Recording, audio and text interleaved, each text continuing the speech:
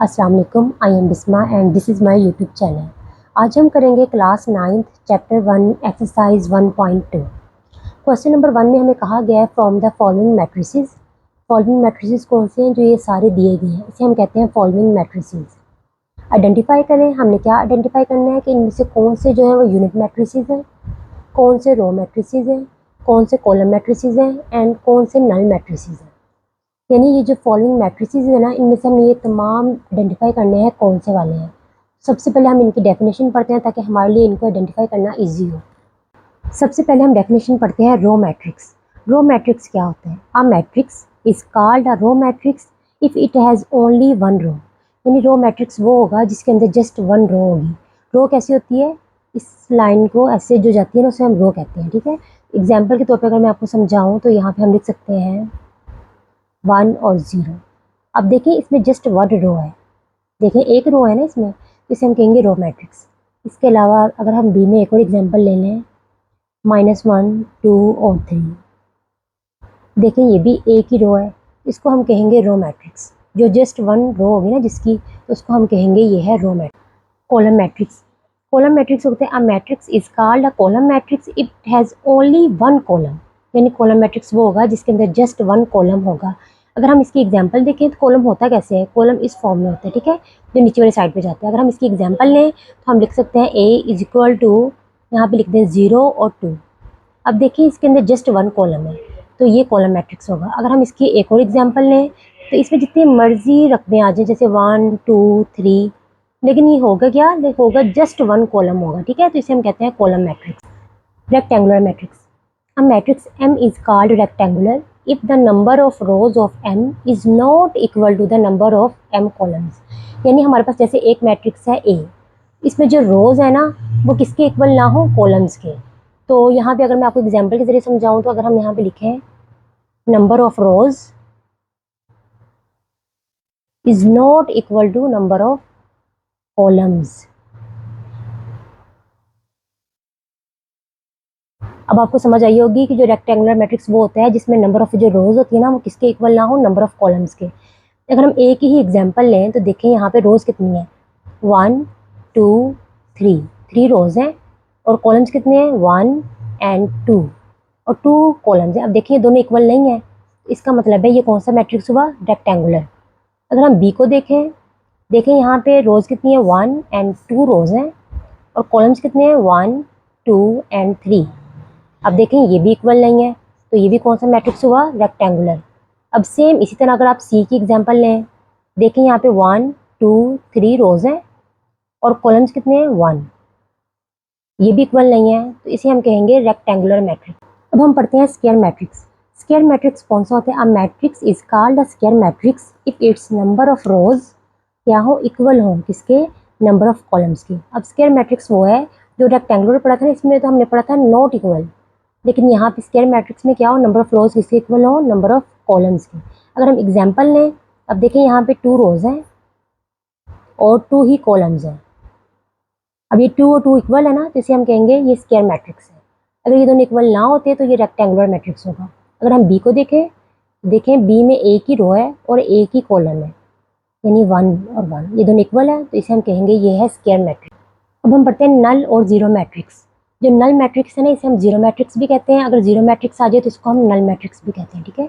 अब matrix is called नल और zero matrix if each of its entries is zero. Each का मतलब है हर एक एंट्री क्या हो? जीरो हो। जैसे ये एक हमारे पास मैट्रिक्स है, इसके तमाम जो इनके अंदर जो लिखा होता है ना रकमें, इनको हम कहते हैं एंट्रीज। ये तमाम एंट्रीज क्या हो? जीरो हो, यानी इसमें कोई और रकम ना हो, सारी जो एंट्री है वो तमाम के तमाम जीरो हो, इसको हम कहेंगे नल और जीरो मैट्रिक्स। अब हम करते हैं transpose of a matrix. Transpose of a matrix होता है a matrix obtained by interchanging. Interchanging क्या होता है? तबादला करना। किस चीज़ का? द रोज इंटू कॉलम्स, यानी जो रो होगी ना इसको आपने कॉलम में चेंज करना है, और कॉलम्स इंटू रोज, जो कॉलम होगा इसको आपने रो में चेंज करना है। Of a matrix is called transpose of a matrix. If A is a matrix then its transpose is denoted by A transpose. अगर हम एग्जाम्पल के जरिए करें तो ये एक हमें एक ये मैट्रिक्स दिया गया है तो इसको हमने क्या करना है? ए ट्रांसपोज में चेंज करना है। तो ए ट्रांसपोज को हम डिनोट करते हैं ए की पावर टी। तो इसको हमने क्या करना है? इन्होंने इसमें कहा है ट्रांसपोज में कि जो रो है ना इसको आपने कॉलम में चेंज करना है। अब ये रो क्या है 1 2 3, तो 1 2 3 को हमने इस तरह लिखना है कॉलम में 1 2 3। अब ये सेकंड रो है 2 1 और 0, 2 1 और 0 कॉलम में लिख देना है। ये -1 4 -2 रो है, इसको कॉलम में चेंज कर दे -1 4 -2। इसी तरह अगर बी हमें दिया गया है तो इसको हमने ट्रांसपोज क्या होगा, बी के ऊपर आप टी लिख दें तो वो बी ट्रांसपोज हो जाएगा। अब रो को आपने कॉलम में चेंज करना है, ठीक है।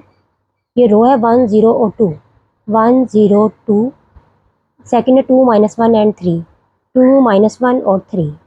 इसको हमने कॉलम में चेंज कर दिया, ठीक है। अगर तो आपके पास कॉलम दिया जाएगा तो इसको आपने रो में चेंज करना है, ठीक है। एक और एग्जांपल करते हैं। तो ये डी है, यहाँ पे हमें एक कॉलम दिया गया है, तो डी ट्रांसपोज क्या होगा, हमने पढ़ा था रोज को कॉलम्स में और कॉलम को रो में चेंज करना है। तो ये एक कॉलम दिया गया है तो इसको हमने रो में चेंज करना है, तो ये बन जाएगा 0 और 1। अब है negative of a matrix. Negative of a matrix क्या होता है, let A be a matrix. अगर ए जो है वो एक मैट्रिक्स है देन इट्स नेगेटिव क्या होगा, -a, यानी इसका नेगेटिव क्या होगा, -a। तो ये हम हासिल कैसे करेंगे, is obtained by changing the science of all the entries of A. Entries होती हैं जो तमाम डिजिट्स के अंदर होते हैं, इसे हम कहते हैं एंट्रीज। अगर आप इनके साइन चेंज कर देंगे तो आप नेगेटिव ऑफ अ मैट्रिक्स हासिल कर लेंगे। तो हम इनके साइन चेंज कर देते हैं। ये प्लस का 1 है तो ये माइनस का 1 हो जाएगा, माइनस का 2 है तो ये प्लस का 2 हो जाएगा, +3 है तो -3 हो जाएगा, +4 है तो -4 हो जाएगा। इसे हम कहते हैं negative of a matrix. Symmetric matrix. Symmetric matrix सबसे पहले तो एक स्क्वायर मैट्रिक्स होता है। स्क्वायर मैट्रिक्स में हमने पढ़ा था कि जिसकी रोज एंड कॉलम्स आपस में इक्वल हो। उन्होंने कहा एक स्क्वायर मैट्रिक्स इज सिमेट्रिक होगा if it is equal to its transpose, अगर वो अपने ट्रांसपोज के इक्वल हो। अगर हम एग्जांपल से समझें तो उन्होंने कहा जो मैट्रिक्स ए है ना, ये एक मैट्रिक्स ए है, इज सिमेट्रिक उस वक्त सिमेट्रिक होगा इफ ए ट्रांसपोज किसके इक्वल हो, ए के। यानी ए है ना, अगर हम इसका लें ए ट्रांसपोज, अगर ये दोनों इक्वल आए तो तब ये दोनों हम इसे कहेंगे ये सिमेट्रिक मैट्रिक्स है। और ट्रांसपोज में हमने क्या पढ़ा था, ट्रांसपोज में हमने पढ़ा था कि जो रो है इसको आपने कॉलम में चेंज करना है, अगर कॉलम होगा तो उसको आपने रो में चेंज करना है। सबसे पहले हम इस रो को कॉलम में चेंज करते हैं। सेकंड रो है 2 -1 4, तो यहाँ पे आ जाएगा 2 -1 4। फिर थर्ड रो है 3 4 0, इसको कॉलम में चेंज करें तो बन जाएगा 3 4 0। अब उन्होंने कहा है कि ये मैट्रिक्स ए उस वक्त सिमेट्रिक होगा अगर इन दोनों की जो अंदर वाली एंट्रीज है ना वो बिल्कुल सेम हो। तो देखें यहाँ पे 1 2 3 है, यहाँ पे 1 2 3 है, यहाँ पे 2 -1 4 है, यहाँ पे भी 2 -1 4 है, यहाँ पे 3 4 0 है और यहाँ पे भी 3 4 0 है। यानी ए का हमने ट्रांसपोज लिया था लेकिन ये फिर भी इक्वल आया है, इसका मतलब है ये एक सिमेट्रिक मैट्रिक्स है। तो हमारे यहाँ पे ए ट्रांसपोज किसके इक्वल है, ए के। अंदर वाली तमाम एंट्रीज सेम है तो ये सिमेट्रिक मैट्रिक्स। अब है स्किव सिमेट्रिक मैट्रिक्स। सबसे पहले तो ये एक स्क्वायर मैट्रिक्स होता है और स्क्वायर मैट्रिक्स वो होता है जिसके रोज एंड कॉलम्स आपस में इक्वल हो। उन्होंने कहा is said to be skew symmetric, शर्त बताई गई है अगर ए ट्रांसपोज किसके इक्वल हो, -a के, तो इसे हम कहेंगे स्किव सिमेट्रिक मैट्रिक्स है। अब एग्जाम्पल से अगर हम समझे तो हमें यहाँ पे ए दिया गया है लेकिन हमने यहाँ पे मालूम क्या करना है, ए ट्रांसपोज और नेगेटिव ए। तो सबसे पहले हम ए का ए ट्रांसपोज लेते हैं। तो ए ट्रांसपोज में हमने क्या पढ़ा था, ट्रांसपोज में पढ़ा था कि जो रो होगी उसको आपने कॉलम में चेंज करना है और कॉलम को रो में। सबसे पहले ये एक रो है, इसको हम कॉलम में चेंज करते हैं, 0 2 3। ये भी रो है, -2 0 1, -3 -1 और 0, इसको भी आप कॉलम में चेंज कर दें, ठीक है। अब ये देखें ए ट्रांसपोज तो हमने निकाल ली है, अब हमने नेगेटिव ए निकालना है। तो नेगेटिव ए में हमने क्या पढ़ा था, नेगेटिव ए में हमने पढ़ा था कि जो मैट्रिक्स होगा इसके तमाम साइंस को चेंज करना है। अगर प्लस होगा तो माइनस में हो जाएगा, अगर माइनस होगा तो प्लस हो जाएगा। अब 0 है, 0 के साथ आप प्लस या माइनस लगाएं या ना लगाएं एक बराबर है, तो जस्ट यहाँ पे 0 आएगा क्योंकि इसके साथ कोई भी साइन नहीं लगता। 2 प्लस का है तो ये -2 हो जाएगा, 3 प्लस का है तो -3 हो जाएगा, ये -2 है तो +2 हो जाएगा, ये 0 वैसे आ जाएगा क्योंकि 0 के साथ कोई भी साइन नहीं आता। ये 1 है प्लस का तो -1 आ जाएगा, -3 +3 आ जाएगा, -1 है तो +1 आ जाएगा और 0 वैसे आ जाएगा। अब आप देखें कि ये दोनों बराबर है, ए ट्रांसपोज और -a, 0 -2 -3, 0 -2 -3, 2 0 -1, 2 0 -1, 3 1 0, 3 1 0। इसका मतलब है कि ये एक स्किव सिमेट्रिक मैट्रिक्स है क्योंकि ए ट्रांसपोज किसके इक्वल है, नेगेटिव ए के। इसे हम कहते हैं स्किव सिमेट्रिक मैट्रिक्स। अब हम पढ़ते हैं डायगोनल मैट्रिक्स। डायगोनल मैट्रिक्स क्या होता है, सबसे पहले तो ये एक स्क्वायर मैट्रिक्स होता है और स्क्वायर मैट्रिक्स वो होता है जिसके रोज एंड कॉलम्स इक्वल होते हैं, ठीक है। अगर 3 रोज हैं तो 3 ही कॉलम्स होने चाहिए, तो इसको हम कहते हैं square matrix. A is called diagonal matrix, ये उस वक्त डायगोनल होगा जब उसकी कोई भी जो एंट्री है ना डायगोनल की वो 0 ना हो।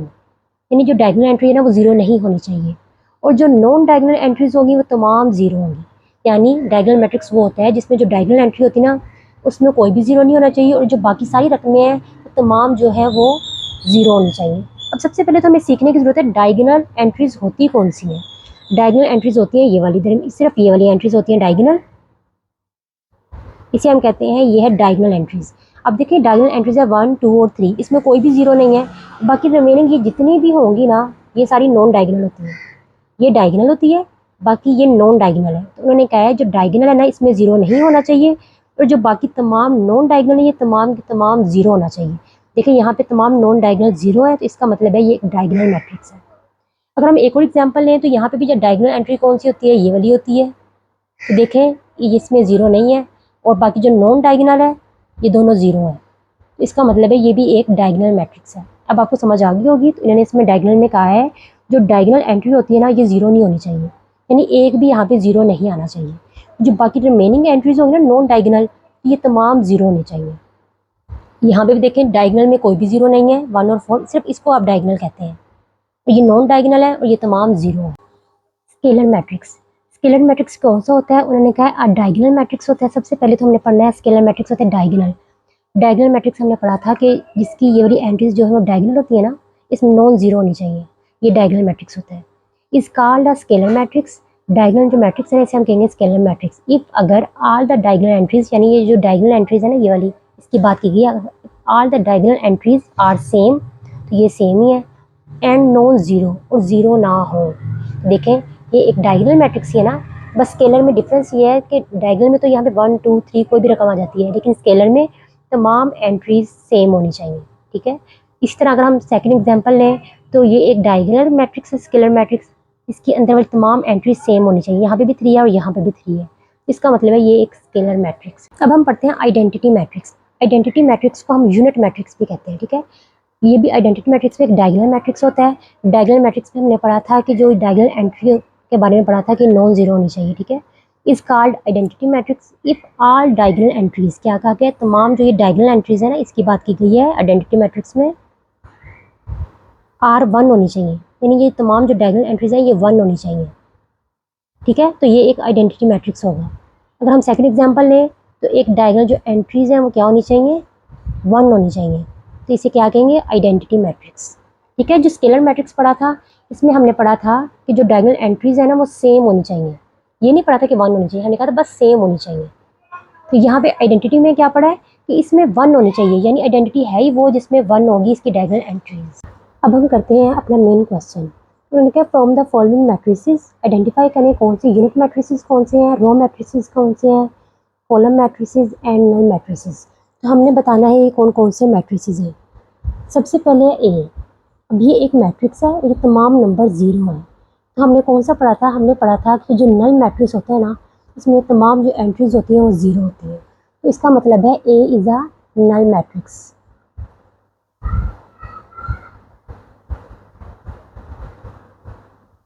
अब बी देखें, इसमें 2, 3 और 4 ये एक रो मैट्रिक्स है, इसमें एक ही रो है ना, सिंगल रो है, इसको हम क्या कहेंगे, हमने डेफिनेशन पढ़ी थी रो मैट्रिक्स वो होता है जिसमें जस्ट 1 रो होती है, इसको हम कह देंगे B is a row matrix.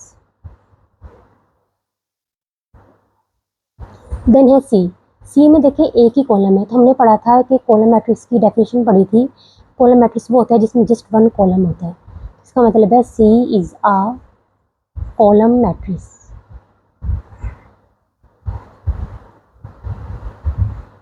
Then हम बात करते हैं डी की, तो डी देखें एक मैट्रिक्स है, इसमें जो एंट्रीज है ना तो हमने पढ़ा था कि जो डायगोनल एंट्रीज होंगी ना वो 1 होगी, ये किसकी डेफिनेशन है, डायगोनल एंट्रीज जो होंगी वो 1 होंगी, तो इसको हम कहते हैं यूनिट मैट्रिक्स। क्या कहते हैं, यूनिट मैट्रिक्स। इसकी डेफिनेशन यूनिट मैट्रिक्स की क्या थी, यूनिट मैट्रिक्स की डेफिनेशन थी जो डायगोनल एंट्री होनी होगी ना वो 1 होनी चाहिए। ठीक है, तो इसे हम कह देते हैं D is a unit matrix. इस यूनिट मैट्रिक्स को हम आइडेंटिटी मैट्रिक्स भी कहते हैं। देन हम बात करते हैं ई की। अब देखिए यहाँ पे एक मैट्रिक्स है, इसमें भी ज़ीरो है, तो ज़ीरो किसकी डेफिनेशन है, नल मैट्रिक्स की, तो E is a null matrix क्योंकि इसमें जो एंट्री है वो ज़ीरो है। देन हम बात करते हैं एफ की। अब देखिए एफ में भी जस्ट 1 कॉलम है, तो इसका मतलब है ये एक कॉलम मैट्रिक्स है, F is a column matrix.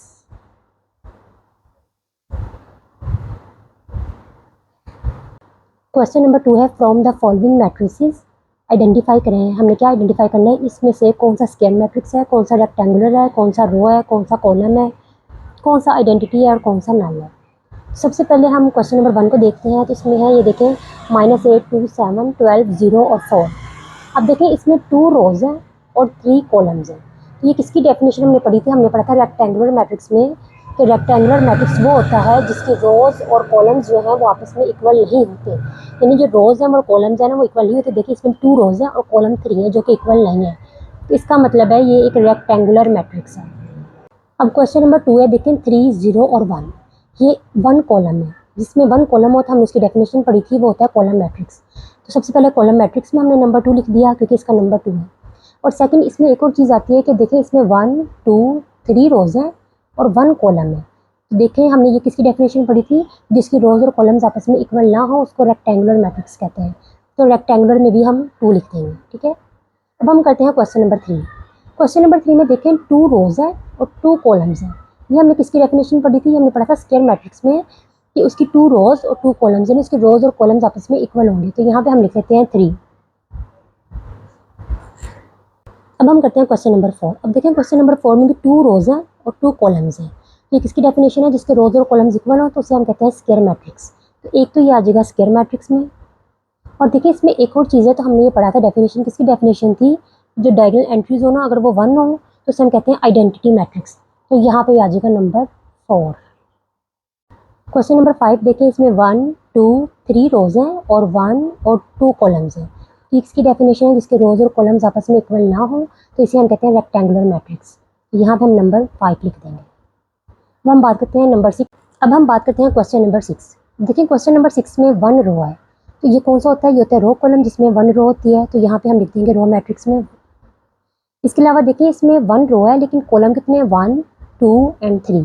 ये किसकी डेफिनेशन है, जिसके रोज एंड कॉलम्स इक्वल नहीं होते तो इसको हम कहते हैं रेक्टेंगुलर मैट्रिक्स। तो यहाँ पे हम लिख देंगे VI। क्वेश्चन नंबर 7 है, देखिए इसमें जस्ट 1 कॉलम है, इसे हम क्या कहेंगे, कॉलम मैट्रिक्स। तो इसे हम लिख देते हैं कॉलम मैट्रिक्स में VII। इसके अलावा देखिए इसमें एक और चीज़ है, इसमें 1, 2, 3 रोज हैं और 1 कॉलम है। इसका मतलब है इसे रेक्टेंगुलर मैट्रिक्स भी कहेंगे क्योंकि जिसकी रोज एंड कॉलम्स इक्वल ना हो तो उसको हम कहते हैं रेक्टेंगुलर मैट्रिक्स। तो यहाँ पे हम लिख देते हैं VII। क्वेश्चन नंबर जो 8 है, इसमें देखें 1, 2, 3 रोज हैं और 1, 2, 3 कॉलम्स हैं। 3 रोज हैं और 3 कॉलम्स हैं। ये किसकी डेफिनेशन है, जिसकी रोज एंड कॉलम्स इक्वल हो उसको हम कहते हैं स्क्वायर मैट्रिक्स। तो यहाँ पे हम लिख देते हैं VIII, ठीक है। क्वेश्चन नंबर 9 देखिए, इसमें तमाम एंट्रीज जो है वो 0 है। तो हमने पढ़ा था जिस मैट्रिक्स में तमाम एंट्रीज 0 हो तो उसको हम कहते हैं नल मैट्रिक्स। तो यहाँ पे हम लिख देंगे IX। अब इसमें एक और चीज़ है, देखिए इसमें 1, 2, 3 रोज हैं एंड 1 और 2 कॉलम्स हैं, यानी 3 रोज और 2 कॉलम्स। जिसके रोज एंड कॉलम्स इक्वल ना हो तो उसको हम कहते हैं रेक्टेंगुलर मैट्रिक्स। तो यहाँ पे हम लिखते हैं नंबर 9। क्वेश्चन नंबर 3 देखें, from the following matrices identify करें क्या चीज़, डायगोनल, स्केलर एंड यूनिट यानी आइडेंटिटी मैट्रिसेस। अगर हम डायगोनल की बात करें तो डायगोनल में मैंने कहा था जो डायगोनल एंट्री हो ना कम से कम एक ऐसी हो जो नॉन जीरो हो, यानी एक जो है वो जीरो ना हो। स्केलर, स्केलर में हमने क्या पढ़ा था, स्केलर में हमने पढ़ा था कि जो ये डायगोनल एंट्री होती है ना ये सेम हो और वो जीरो ना हो। अगर हम यूनिट मैट्रिसेस की बात करें तो उसमें जो ये डायगोनल एंट्री होती है ना वो 1 होनी चाहिए, यूनिट या आइडेंटिटी में, ठीक है। तो हमने ये बतानी है कौन सी होती है। सबसे पहले हम देखते हैं ए। अब देखिए ए में अगर हम देखें तो ये जो डायगोनल एंट्री है ना, ये डायगोनल एंट्री है, ये क्या है, ये सेम है और नॉन जीरो, यानी इसमें कोई भी जीरो नहीं है, ऊपर से ये सेम है। इसको ये किसकी डेफिनेशन है, स्केलर की। तो यहाँ पे हम लिख देते हैं ए। इसके अलावा ये एक और चीज़ में भी आ सकती है, किसमें, डायगोनल में, क्योंकि हमने पढ़ा था जो डायगोनल एंट्री है ना कम से कम इसमें एक चीज़ ऐसी हो जो जीरो ना हो। इसमें दोनों जीरो नहीं है। अगर यहाँ पे एक ही जगह जीरो होता और यहाँ पे 4 होता तब भी ये डायगोनल होनी थी। अब यहाँ पे जीरो नहीं है तब भी ये डायगोनल है, तो इसको भी हम यहाँ पे लिख देंगे। अगर हम बी की बात करें, अब देखें बी में देखें यहाँ पे 2 है और यहाँ पे -1 है। ये एक जो डायगोनल एंट्री है ना, अगर तो ये सेम होता ना, यहाँ पे 2 है और यहाँ पे भी 2 होता, ये यहाँ पे -1 है तो यहाँ पे -1 होता, तो ये स्केलर होना था। अब क्या है, यहाँ पे 2 है और यहाँ पे -1 है, तो ये क्या होगी, ये एक डायगोनल एंट्री है और इसमें जीरो नहीं है। या इसमें एक भी जीरो होता और एक रकम होती तब ये डायगोनल ही होनी थी, ठीक है। तो इसको हम लिख देंगे यहाँ पे बी। अब हम बात करते हैं सी की। अब सी में देखें जो ये एक डायगोनल एंट्री है ना, एक तो ये क्या है, एक तो है ये नॉन ज़ीरो, ठीक है। और सेकंड थिंग क्या है, सेकंड थिंग है इस दोनों में 1 1 है। तो ये किसकी डेफिनेशन हमने पढ़ी थी, जो डायगोनल एंट्री है ना वो 1 1 हो, तो इसको हम कहते हैं यूनिट यानी आइडेंटिटी मैट्रिसेस। एक तो ये आ गया यहाँ पे। दूसरा हमने डायगोनल की डेफिनेशन पढ़ी थी कि जो ये डायगोनल एंट्री है ना, इसमें कम से कम एक नंबर ऐसा हो जो कि ज़ीरो ना हो। इसमें देखें ये दोनों नंबर है, दोनों में ज़ीरो नहीं है। अगर एक भी ज़ीरो होता और यहाँ पे 1 होता तब भी ये डायगोनल ही होनी थी। अब हम बात करते हैं डी की। अब डी में हमने क्या पढ़ा था, देखें यहाँ पे भी अगर 3 होता तो ये स्केलर होना था। अब यहाँ पे 3 है और यहाँ पे 0 है, तो डायगोनल की डेफिनेशन हमने ये पढ़ी थी, जो डायगोनल एंट्री होती है ना, कम से कम उसमें एक जो है वो 0 ना हो। यहाँ पे 2 एंट्री है ना, कम से कम एक ऐसी हो जो 0 ना हो। तो देखिए यहाँ पे 3 है, इसको हम कहेंगे ये डायगोनल एंट्री है। अब हम बात करते हैं ई की। ई में देखें इसको मजीद सोल्व किया, 5 में से 3 गए, यहाँ पे 2 आ गया, 1 और 1 2। अब देखें जो ये डायगोनल एंट्री है, एक तो ये दोनों सेम है, ऊपर से नॉन ज़ीरो है, तो इसका मतलब ये एक तो आएगी स्केलर में। सेकंड थिंग कहाँ पे आएगी, जो डायगोनल एंट्री है ना, इनमें उन्होंने कहा एटलीस्ट 1 0 ना हो, तो ये डायगोनल मैट्रिसेस में भी आएगी। यहाँ पे हम लिख देते हैं ई। अब देखें क्वेश्चन नंबर 4 में उन्होंने कहा फाइंड करें क्या चीज़ negative of matrices A B C D and E when. अब ये जो तमाम हमें दिए गए ना, तो हमने इनके नेगेटिव ऑफ मैट्रिसेस कैलकुलेट करने हैं। तो ए का नेगेटिव क्या होगा, -a, यानी नेगेटिव का मतलब है कि इन तमाम की अलामात को आपने चेंज करना है। अगर माइनस होगा तो प्लस में कन्वर्ट हो जाएगा, प्लस होगा तो माइनस में कन्वर्ट हो जाएगा। अब देखिए +1 है तो ये आ जाएगा -1। अब 0 के साथ प्लस या माइनस कुछ भी होता है तो ये सिंपल 0 आ जाएगा। ये -1 है तो ये +1 आ जाएगा। इसे हम कहते हैं नेगेटिव, यानी इनकी अलामात को चेंज करना। सेकंड नंबर पे हम देखें -c हमने कैलकुलेट करना है। अब देखिए +2 है तो -2 हो जाएगा, +6 है तो -6 हो जाएगा, ये भी पॉजिटिव है तो माइनस हो जाएगा, ये भी पॉजिटिव है तो माइनस हो जाएगा। अब देखिए ई है तो हमने नेगेटिव ई कैलकुलेट करना है। अब देखिए A1 पॉजिटिव है तो ये -1 हो जाएगा, -5 है तो ये +5 हो जाएगा, +2 है तो -2 हो जाएगा, +3 है तो -3 हो जाएगा। अब हम बात करते हैं इसकी बी की। अब देखें बी में ये +3 है तो यहाँ पे -3 हो जाएगा, ये माइनस का है तो ये प्लस का हो जाएगा, ये प्लस का है, जिसके साथ कोई साइन नंबर प्लस का होता है तो ये -2 हो जाएगा, ये भी प्लस का है तो ये माइनस का हो जाएगा। अब हम बात करते हैं डी की, इसके साथ माइनस भी लगाना है, हमने नेगेटिव डी कैलकुलेट करना है। अब ये माइनस का है तो ये प्लस का हो जाएगा, ये प्लस का है तो माइनस का हो जाएगा, ये माइनस है तो प्लस हो जाएगा, ये प्लस है तो माइनस हो जाएगा। ये हमारा क्वेश्चन नंबर 4 भी हो गया। क्वेश्चन नंबर 5 है फाइंड करें the transpose of each of the following matrices. Transpose क्या होता है, ट्रांसपोज की डेफिनेशन हमने पढ़ी थी कि इसमें आपने रोज को कॉलम में चेंज करना है और कॉलम को रो में चेंज करना है।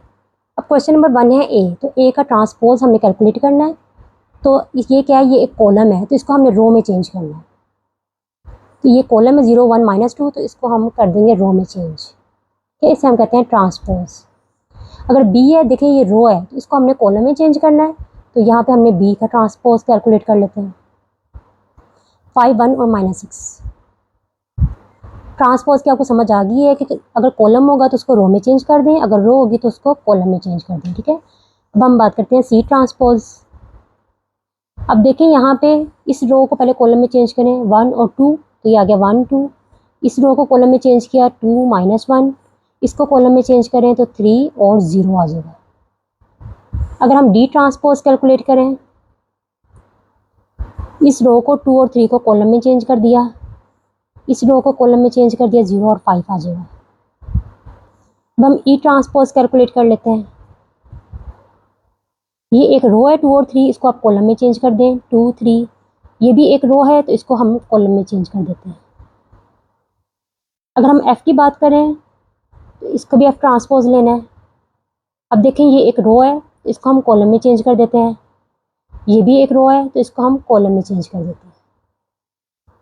इसे हम कहते हैं ट्रांसपोज, यानी कॉलम को रो में, रो को कॉलम में चेंज कर देना है, तो इसको हम कहते हैं ट्रांसपोज ऑफ। क्वेश्चन नंबर 6 है वेरीफाई दैट इफ ए की मैट्रिक्स ये है एंड बी मैट्रिक्स ये है, देन आपने साबित क्या करना है, ए ट्रांसपोज का ट्रांसपोज किसके इक्वल होना चाहिए, ए के। हम देखते हैं, सबसे पहले हम ए की वैल्यू लिखते हैं। ए मैट्रिक्स क्या है, 1 2 0 और 1। अब देखें सबसे पहले ए ट्रांसपोज लेंगे हम, देन जो आंसर आएगा उसका ट्रांसपोज ले लेंगे, ठीक है। सबसे पहले ए का आप ट्रांसपोज ले लें। ट्रांसपोज की डेफिनेशन क्या थी, रो को कॉलम में चेंज करें और कॉलम को रो में। अब ये एक रो है तो इसको आप कॉलम में चेंज कर दें, ये भी एक रो है तो इसको कॉलम में चेंज कर दें। ये आ गया ए ट्रांसपोज। अब हमने ए ट्रांसपोज का ट्रांसपोज लेना है, ए ट्रांसपोज का होल ट्रांसपोज लेना है। अब ट्रांसपोज क्या था, रो को कॉलम में चेंज करें, 1 0 2 1। तो उन्होंने क्या कहा है, जो आपका आंसर है वो किसके इक्वल होना चाहिए, वो होना चाहिए इक्वल ए के। तो हम देखते हैं हमारा आंसर इक्वल है या नहीं। अब देखिए 1 2 और ए के साथ हम इक्वल करना है ना, 1 2 1 2 0 1 0 1। देखिए ए ट्रांसपोज का ट्रांसपोज किसके इक्वल है, ए के। तो हमने यहाँ पे लिख दिया, ये हमने वेरीफाई कर दिया कि ये किसके इक्वल है, ए के। इसी तरह हम बी को करते हैं। तो सबसे पहले आप बी की वैल्यू लिख लें। बी मैट्रिक्स है 1 1 2 0। पहले आप बी ट्रांसपोज कैलकुलेट कर लें। ट्रांसपोज क्या होता है, रो को कॉलम में चेंज करें, 1 1 ये भी रो है तो 2 0 कॉलम में चेंज कर दिया। अब बी ट्रांसपोज तो आ गया, अब इसका होल ट्रांसपोज लेना है हमने।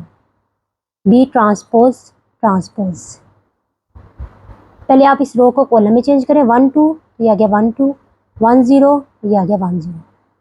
अब इन्होंने क्या प्रूव करने के लिए कहा है, उन्होंने क्या प्रूव करने, बी ट्रांसपोज का होल ट्रांसपोज किसके इक्वल होना चाहिए, बी के। तो हम देखते हैं ये इसके इक्वल है या नहीं। 1 1 1 1 2 0 2 0।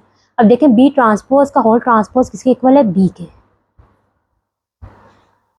तो हमने ये प्रूव कर दिया कि ए जो ट्रांसपोज का ट्रांसपोज है वो किसके इक्वल है, ए के, एंड बी ट्रांसपोज का ट्रांसपोज किसके इक्वल है, बी के। हमारी ये एक्सरसाइज कंप्लीट हो गई है।